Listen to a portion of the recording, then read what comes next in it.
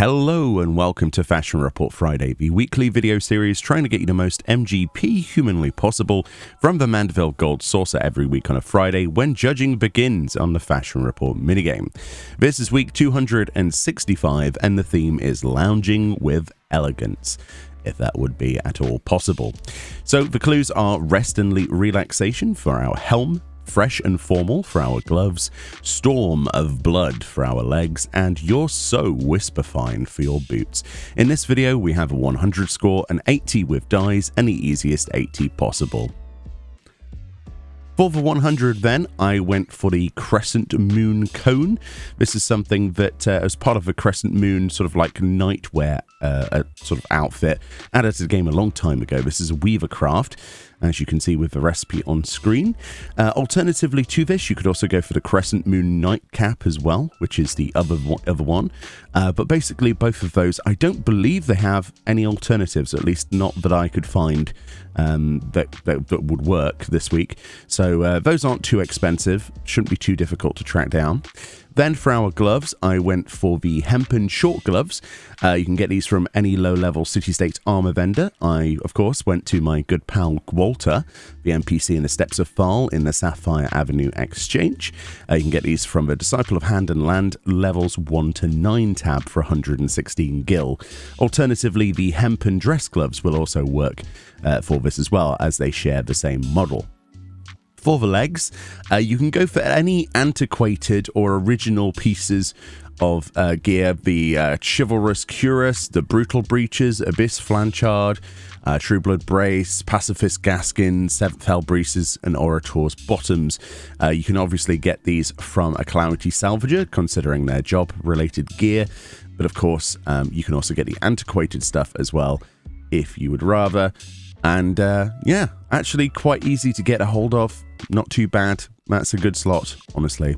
And finally, we've got the Whisper Fine Woolen Boots, taking the only possible slot for our boots. This is a fairly irritating to acquire Weaver recipe in terms of actually buying this from a market board. People are probably going to be poaching your guild today. However, the recipe itself isn't too bad considering, but the mats might be a little bit sort of testy to get a hold of, so you might want to look at some of the other solutions. And speaking of other solutions, here's an 80 with dies. We've got Self Green, which is actually a vendor purchased die, which is from the Kobolds. That's on any weapon in the game. Then we have Metallic Silver on our helm, our chest, and our gloves in the game, which is, arguably semi-difficult to get a hold of, not too bad. And then we've got Gunmetal Black for any legs in the game, again from Skybuilder scripts, or of course you can get these with your Island Sanctuary cowries as well.